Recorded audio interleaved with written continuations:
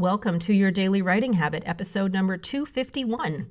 If you're writing a book or thinking about it or trying to finish your work in progress, you need some extra help or motivation or trying to let more people know about your book, you're in the right place. Good morning. I'm your host, Christine Whitmarsh. If you're looking for me online, look for Christine Inc., I-N-K, Christine-Inc.com. Each day, I'm sharing with you the writing habits I've learned over my 18 years as a ghostwriter, book coach, and author. I have learned that 3 things in particular have a huge impact on your success as an author, and they have the ability to turn someone who doesn't even really see themselves as a writer into a published author. Those 3 things are writing fundamentals, productivity, and mindset habits. Here's today's quote. "Lost time is never found again." Benjamin Franklin. And in line with that, today's message is one about productivity. And it is this. Take your no's, not the nose on your face, the no, like the word no, 3 times as seriously as your yeses.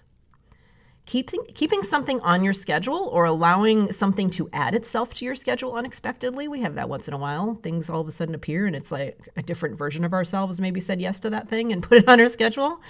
But keeping something on your schedule, something that doesn't really belong there, in your heart you know it doesn't belong there, it doesn't just take up the actual time allotted. It also takes a mental toll of wishing you'd said no. The stress of giving in and agreeing to something that you know in your gut is not a great use of your time is something that can weigh on you, and it's something that can carry forward to your future decisions. Saying yes to something that you know in your gut you should have said no to also weakens your boundaries for future decisions by threatening to set a new precedent, a new justification. So what happens is you say, well, I went against myself and I said yes to that thing and, it wasn't a total disaster and my life didn't end in flaming ruins.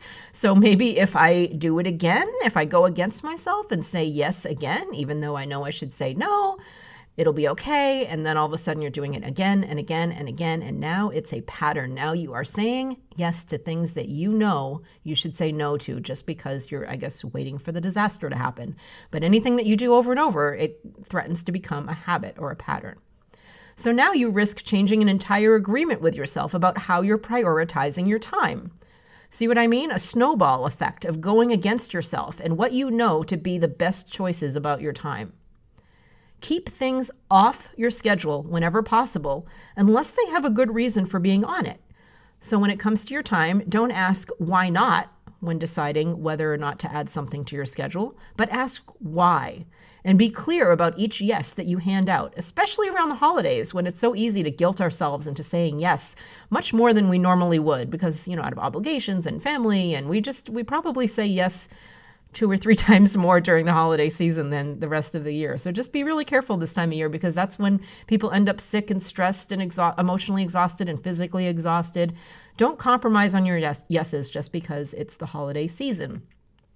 Take your time making decisions about your time because no matter what others might have you believe, it is still your time.